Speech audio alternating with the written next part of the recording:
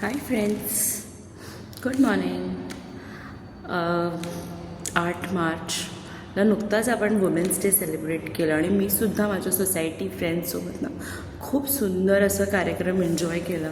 मस्त खूप फोटोज काढले, रील्स बनवले, खूप खूप खूप मजा केली आम्ही. पूर्ण 8 दिवस झाले त्याचं ॲक्च्युली त्या गोष्टीला, पण आम्ही त्याच्यातून बाहेरच नाही निघालो. अजून we are just scrolling our phone with nice videos, nice photos, आणि हेच सगळं सुरू आहे. पण त्याच्यामध्ये ना एक खूप टची मोमेंट मी अनुभवला आणि मी जगला. I would like to share with you guys.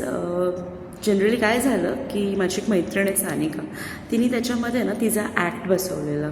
तो ॲक्ट पण खूप सुंदर झाला. तिने बाईची व्यथा असा एक ॲक्ट होता आणि ॲक्ट खूपच छान झाला. त्या ॲक्टमध्ये तिने मला 2 ओळी म्हणायला सांगितल्या.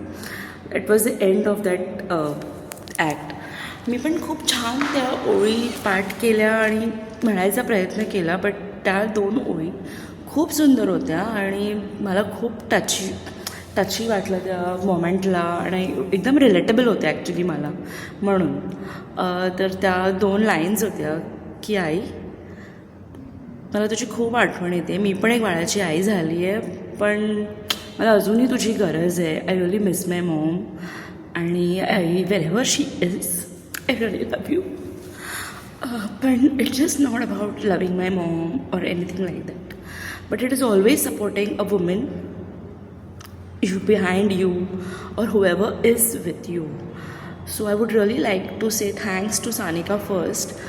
आणि मला खरंच तुम्हाला सांगायला आवडेल की you should always stand for a women, म्हणजे कोणत्याही फॉर्ममध्ये असो, बी it a mother, B it a daughter, B it your friend, B it your any kind of relationship. Like लग्नानंतर आपल्याकडे बरीच नाती जोडली जातात आपल्याबरोबर, सासूबाई, नणंदबाई, या वॉट एव्हर इट इज. पण कोणत्याही फॉर्ममध्ये जी वुमेन आपल्यासमोर येते ना, म्हणजे आपल्या घरात काम करणारी बाई, तर I think every particular woman should stand for her and should support her first, and that is the right point of celebration, I feel. And I really appreciate all the women who are working for me, I mean who are being with me all the time. Thank you friends.